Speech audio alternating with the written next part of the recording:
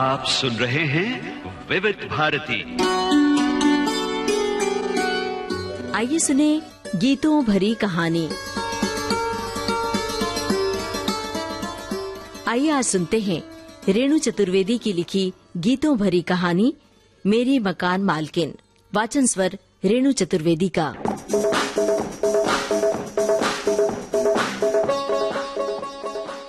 तमाम यादें जिनसे जुड़ी हैं वो है मेरी मकान मालकिन।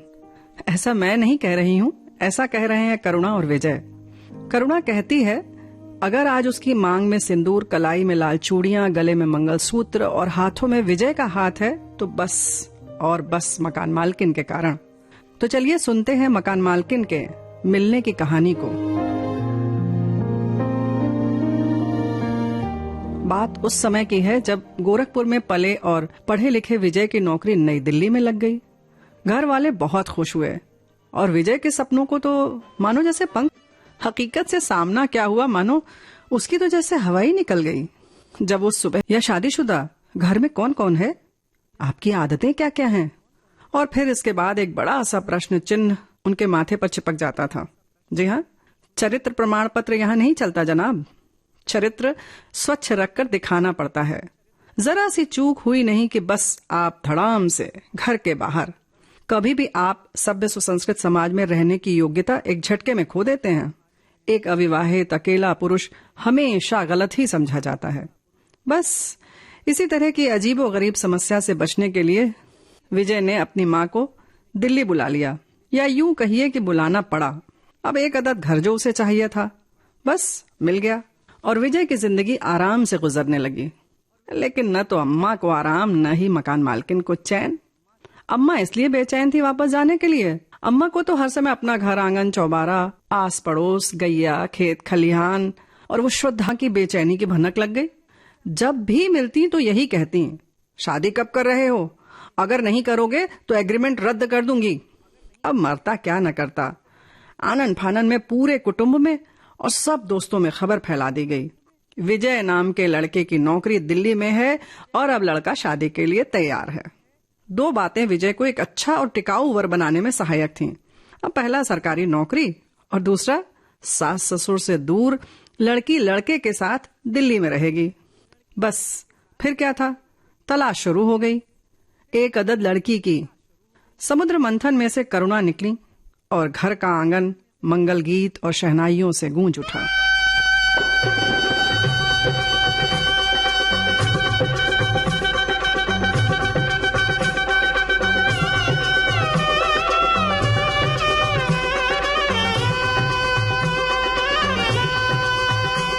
शादी की हर रस्म बहुत रोमांचक थी, खास तौर से मुंह दिखाई की रस्म। अरे भाई, ढेर सारे उपहार जो मिले थे। लेकिन करुणा के दिमाग में बहुत सारी हलचल थी। उसे लग रहा था कब वो दिल्ली पहुंचे। भाई, नया घर, नया शहर, नया जीवन साथी। उफ, करुणा तो जैसे बौखला सी गई। दिल्ली के अपने किराए के घर का ताला जैसे ही खोला, मकान मालकिन ने लगभग चीखते हुए कहा, विजय जल्दी जल्दी पानी भर लो, पानी जाने वाला है, जल्दी करो जल्दी करो। अरे ये नया घर, नया शहर, नया जीवन साथी, ये सारी बौखलाहट बौनी हो गई। करुणा विजय का चेहरा पढ़ने की कोशिश करती तो कभी मकान मालकिन का, लेकिन क्या खाक पड़ पाती। दोनों पन्ने तो उड़ चुके थे। विजय ने बाल्टी, मग आदि सब एक जगह रखा और इशारा किया कि रसोई में जितने भी बर्तन हैं सब में पानी भर लो जल्दी से। करुणा भी कहाँ चूकने वाली थी। आज पहली बार अपना हुनर दिखाने का मौका जो मिल रहा था, तो बस करुणा ने कमर कस ली और पूरी तरह से डट गई मैदान में। अब आप सोच रहे होंगे कि साड़ी में किस तरह से करुणा ने कमर कसी होगी और किस तरह से मैदान में डटी होगी। तो भाई आपको बता दें कि करुणा ने पहले ही करार कर लिया था कि ससुराल धर्म गोरखपुर तक ही निभाया जाएगा और वो दिल्ली स्टेशन पर ही साड़ी को अलविदा कह देगी। लेकिन उसे क्या पता था कि ये सलवार सूट ही पहनना भारी हो जाएगा और पानी भरने वाले इस युद्ध का कारण बन जाएगा। लेकिन यही सहायक भी तो बना। इंसान का सोचा हुआ कहाँ होता है, वही होता है जो मंजूर खुदा होता है। दुपट्टा एक तरफ फेंक करुणा दौड़ी रसोई घर की ओर। अरे लेकिन वहां तो एक दो भगोने, एक जग के अलावा और कोई बर्तन ही नहीं था जिसमें पानी भरा जा सके। हाँ, पानी की एक दो बोतलें भी थीं। अब वो हक्का बक्का उन सबको देख रही थी और वो सब बर्तन भी, कील कांटे, बर्तन धोने का साबुन, सब उसे घूर रहे थे। वो कुछ समझ पाती इससे पहले ही लगभग धक्का देते हुए विजय ने उससे कहा, अरे ये क्या हो रहा है? करुणा ने कहना चाहा कि मैं सोच रही थी। लगभग बात काटते हुए विजय चीख पड़ा, सोचने के लिए पूरा दिन पड़ा है। सही कहा, पानी कब रुकने वाला है? और इसी से तो हमने बिना, अरे यहाँ तो दौड़ना भी नहीं, भागना था, बहना था, बहुत तेजी से, पहाड़ी नदी की तरह। विजय ने जल्दी जल्दी सारे बर्तन सीधे किए ताकि उनमें पानी भरा जा सके। करुणा ने बोतलें भरी, भगोने में पानी भरा और फिर आश्चर्य से विजय को टकटकी लगाकर देख रही थी कि विजय एक बार फिर चीखा, अरे टुकुर टुकुर क्या देख रही हो? बर्तन में पानी भरते नहीं देखा क्या? अरे सोचने के लिए पूरा दिन पड़ा है। करुणा क्या बताती कि बर्तन में पानी भरते देखा है, खुद भी भरा है, लेकिन गिलास, कड़छी, थाली, कटोरी, चम्मच में तो नहीं। लेकिन विजय के साथ इन सब में पानी भरकर देखती रही और सोचती रही कि कैसे पानी ने चलने की नसीहत तो दी ही है, साथ में ये भी बताया है कि जिसमें रहो उसी का आकार बन जाओ, जिससे मिलो उसी के रंग में रंग जाओ। वाह रे पानी। विजय ने एक लंबी गहरी सांस ली और बोला, हश, हो गया। अब इस बार करुणा मटकते हुए बोली, नहीं नहीं, अभी कहाँ? विजय ने पूछा, क्या मतलब है? अरे अभी हमारा हाथ खाली है, आप कहिए तो दोनों हाथ मिलाकर अंजुली बना लेते हैं, उसमें भी पानी भर लेते हैं और फिर बैठेंगे पूरे दिन ऐसे ही। और हाँ, बार बार आप क्या बोल रहे थे? इस काम के लिए पूरा दिन पड़ा है, उस काम के लिए पूरा दिन पड़ा है। इस बात पर विजय जोर से हंस दिया और करुणा अपनी ही धुन में बोले जा रही थी, यहाँ तो पानी ही पानी पड़ा है, हर तरह के टेढ़े मेढ़े बर्तनों में उसी के रूप रंग में खुद को ढालकर। मानो सच है, प्यासे को पानी मिलना और किसी बेघर को एक अदद घर मिल जाना जन्नत जैसा ही सुकून देता है। वैसे हम तो यहाँ मकान मालकिन की बात कर रहे थे, हमारे हर काम की प्रेरणा स्रोत वही रही हैं। क्या क्या अरमान सजाए थे करुणा ने। दिल्ली में अपने घर में एकदम फिल्मी स्टाइल में घर के अंदर प्रवेश करूंगी, दरवाजे पर परछन करने वाला तो यहाँ कोई होगा नहीं, लेकिन मेरे जीवन साथी का साथ होगा, अकेलेपन की आजादी होगी।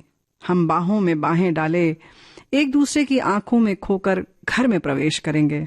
मैं हाथ पैर धोने के बाद घर का मुआयना करूंगी, क्या क्या सुविधाएं हैं और क्या क्या जुटाना है, घर को कैसे सजाना है।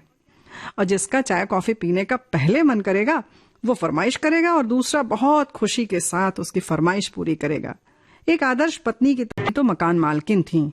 वो जब आती तो हम सारे काम छोड़कर उनकी बातें या यूं कहिए कि निर्देश सुनते थे, आदेश सुनते थे। वो बातों की झड़ी ऐसी लगाती कि बस जैसे घनन घनन बादल घिराए हों और प्रश्न बरस रहे हों, जैसे तुम्हारे घर में कौन कौन है, शादी में ससुराल में क्या क्या गहना चढ़ा, मायके से क्या मिला, और तुम सुनो तुम्हारी भाभी कहाँ की है, वगैरह वगैरह। और निर्देश कुछ ऐसे होते थे, करुणा मैं रोज रोज इस तरह से पानी के लिए नहीं जगाऊंगी, और ये कपड़े रोज रोज मत धोया करो, सुबह के समय तो बिल्कुल मत धोना, और अगर धोना भी जिस दिन तो बालकनी में कभी मत फैलाना, ऐसे घर की रौनक खराब हो जाती है। समझ गई ना? करुणा क्या कहती, उसकी समझ में ये नहीं आ रहा कि अगर आपको इस तरह घर की रौनक बनाए रखनी थी तो किराएदार क्यों रखा। खैर, लेकिन खैर तो हमारी ली गई उस दिन जब उन्होंने हमसे पूछा, करुणा तुम या तो बहुत बड़ी बिंदी लगाती हो या फिर लगाती ही नहीं। करुणा ने कहा, वो जब साड़ी पहनती हूँ तब विजय कहते हैं कि बड़ी बिंदी तुम पर बहुत सुंदर लगती है, और जब जीन्स पहनती हूँ तब आप ही बताइए उस पर बिंदी कैसी लगेगी आंटी जी। आंटी, ये किसको बोला तुमने? तुम्हारी हिम्मत कैसे हुई? अरे मुझे तो ये नहीं समझ में आता कि तुम सब आजकल की लड़कियां शादी हो जाने के बाद भी छुटली बनी रहना चाहती हो। अरे हम दोनों ही शादीशुदा हैं, अरे क्या फर्क है बताओ जरा भला। हाँ बताओ बताओ। अरे समूरिया ही तो हैं, अरे थोड़े आगे के पीछे, मेरी उम्र थोड़ी कम ज्यादा होगी, और क्या। उम्र भी गजब चीज है, यही वो चीज है जिसमें हम सब थम जाना चाहते हैं तो कभी हम आगे बढ़ना चाहते हैं और उस दहलीज को छूना चाहते हैं जिस आ गई। पूछा, वो मैं फिर क्या कहूँ आपको, मेरा मतलब कि दीदी। अरे दीदी कहो, विजय भी तो यही कहता है। वैसे भी रक्षाबंधन आने वाला है, मुझे फायदा ही रहेगा। ओहो, पहली बार उनके बोलने में मिठास थी, और इतनी मिठास कि बस पूछो मत। करुणा को उसमें फंसना ही है, ये वो अच्छी तरह समझ रही है। अब लो, ये तो बन गई बड़ी बहन, अब हर त्योहार पर उपहार लेना इनका हक होगा। और वही हुआ। उसी मिठास के साथ उन्होंने पूछा, इस बार रक्षाबंधन पर घर तो नहीं जा रही हो ना? करुणा एकदम से इस तरह के सवाल से हड़बड़ा गई। बोली, अभी कुछ सोचा नहीं है, मकान मालकिन ने कड़कती आवाज में कहा। और सोचना भी नहीं, कहती हुई वो चली गई। करुणा को लगा, ये क्या मुसीबत है, अब ये तय करेंगी कि किस त्योहार पर हम कहाँ रहेंगे। और फिर रक्षाबंधन तो भाई बहन का त्योहार है, और यहाँ रहने का क्या मतलब। झुंझुलाती हुई करुणा रुआंसी सी हो गई। तभी विजय आ गया। करुणा की आंखों में आंसू देखकर समझ गया कि अभी अभी मकान मालकिन गई हैं। बड़े मजाकिया अंदाज में करुणा से पूछा, तुम्हारी दीदी ने कुछ कहा क्या? अभी अभी गई है ना? हाँ, पर आपको कैसे पता? अरे, घर का दरवाजा खुला था, फिर तुम्हारी आंखों में ये आंसू बस। करुणा, दीदी ऐसी नहीं है, तुम धीरे धीरे समझ जाओगे उन्हें। करुणा झल्ला उठी, दीदी ऐसी नहीं है, तुम धीरे धीरे समझ जाओगी। अब मुझे आपकी यही बात नहीं पसंद है। और कहते कहते करुणा की आवाज नरम होती गई और उसने विजय के कंधे पर अपना सिर रख दिया। और विजय ने हौले से उसके सिर पर हाथ रखा और बोला, ठीक है, नहीं कर। इन सब के निर्देश भी दीदी की तरफ से आने लगे। किस काम वाली को घर में काम के लिए लगाया जाए, किसको नहीं, ये सब भी मकान मालकिन ही बताती थी। वैसे एक बात तो है, वो जिसे मना कर देती थी या जो हिदायत देती थी, वो वाकई बाद में गड़बड़ निकलता था। जैसे अब ननकई की बात कर लीजिए। हाँ, तो करुणा को उसका काम का तरीका, बोलने का सलीका, व्यवहार सब कुछ बहुत पसंद था और करुणा के इशारे को बखूबी समझती थी। एक बार जो कह दिया बस वो हो जाता था। अब और क्या चाहिए था करुणा को? करुणा उस पर बहुत भरोसा करती थी। लेकिन जब दीदी बाहर से आई और उन्हें पता चला तो एकदम बौखला गई। करुणा जैसे जैसे तारीफ करती, दीदी का गुस्सा बढ़ता ही जा रहा था। इस बार लड़ाई आर पार की थी। करुणा एकदम अड़ गई। इस बार मैं नहीं सुनूंगी, चाहे घर ही क्यों न बदलना पड़े, मैं नहीं झुकने वाली हूं। मेरे घर में तो ननकई ही काम करेगी। विजय ने बहुत मनाया और बात इस निर्णय पर समाप्त हुई कि विजय 2 महीने में ये घर बदल लेगा और अगर नहीं बदल पाया तो ननकई को काम पर बुला लिया जाएगा। पता नहीं कैसे विजय ने इतना बड़ा वायदा कर लिया था। इस बात को अभी 15 दिन भी नहीं बीते थे कि पिंकी रोते हुए करुणा के पास आई और कहने लगी, आप ननकई का घर कहाँ है जानती हैं? आपके घर भी तो वो काम करने आती थी। वो एक सांस में बोले जा रही थी। करुणा ने उसे एकदम से रोककर पूछा, क्या हुआ, कुछ बताओ भी। दीदी, हम तो लुट गए, पैसों का तो पहले से ही शक था। आज जब निशु की घड़ी और कहकर वो जोर जोर से रोने लगी। और क्या क्या, जल्दी बताओ, करुणा ने पूछा। तब पिंकी ने बताया, चेन भी ले गई। सोने की थी क्या? और क्या? करुणा के पूछने पर पिंकी ने बताया कि सोने की चेन भी आज चली गई। अब तो करुणा एकदम सन्न रह गई, पानी पानी हो गई। इस बार करुणा करुणामय हो गई। इतना अच्छा है कि उसे ऐसी मकान मालकिन मिली है। और फिर कभी अपने भाग्य को कोसती। इस बार तो हद ही हो गई। महीने की 26 तारीख और दीदी आई, कहने लगी, अरे करुणा, जरा 20,000 रुपए तो देना, मुझे काम है। करुणा ने जब ये बताया कि पैसे तो विजय अपने पास ही रखते हैं, इस बात को सुनकर वो आश्चर्य में पड़ गई और बोली, कैसी पत्नी हो, ऐसे नहीं रहते, पढ़ी लिखी हो, फिर भी इस तरीके की बेवकूफी की तुमसे उम्मीद नहीं थी। अरे पैसे अपने पास रखो, यही सब हमारी ताकत है। घर की मालकिन तुम हो या कि विजय? करुणा ने सोचा, आपके रहते कौन मालकिन और कैसी मालकिन। अब नसीहत लेनी थी, इसलिए करुणा चुप होकर सुनती रही। जब पूरी तनख्वाह तुम्हारे हाथ में रहेगी तब तुम्हारी हनक रहेगी।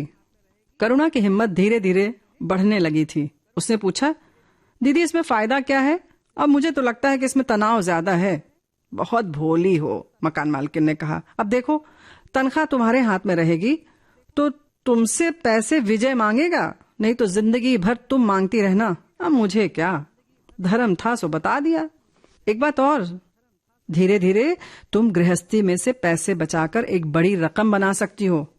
अब देखो, जैसे अभी तुम मुझे दे सकती थी। हाँ, मैं तो तुम्हें नहीं देती, लेकिन किसी और को देती तो वो तुम्हें ब्याज के पैसे भी देता और तुम्हारी कमाई भी हो जाती।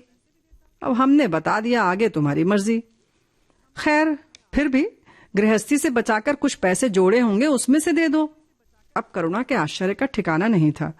ये गृहस्थी के खर्चे में से कैसे पैसे बचाए जाते हैं? मतलब ये सब गुर धीरे धीरे मकान मालकिन ने सिखा दिया। करुणा को शुरू में दीदी की हर बात खराब लगती थी और ये वाक्य तो आग में घी का काम करता था जब वो ये कहती कि क्या पढ़ाई की है, एमए पास हो और इतना भी समझ में नहीं आता। उसे क्या पता था कि ये आग और घी का क्या रिश्ता है। ये आग वो थी जो कच्ची मिट्टी के पात्र को पकाती है, उसे मजबूत बनाती है ताकि किसी भी परिस्थिति में पात्र टूटे नहीं, चाहे उसे धक्का लगे, चाहे उसे आग पर तपाया जाए। करुणा धीरे धीरे दीदी की ठुकाई पिटाई की आदी हो गई। दोनों पक्की सहेलियां बन गईं। करुणा की जिंदगी यूं ही आगे बढ़ती रही और किस किस बात की सीख दीदी ने करुणा को दी, ये बात करुणा फिर कभी आपको बताएगी, क्योंकि कई मौकों पर मकान मालकिन की नसीहत ने करुणा की राह आसान चुकी थी। अब दोनों एक दूसरे से आंखों ही आंखों में बातें करती हैं और एक दूसरे की बातें रेणु चतुर्वेदी की लिखी ये गीतों भरी कहानी वाचन स्वर भी रेणु चतुर्वेदी का था, संपादन आकांक्षा सिंह का और इस कार्यक्रम के प्रस्तुतकर्ता रमेश गोखले।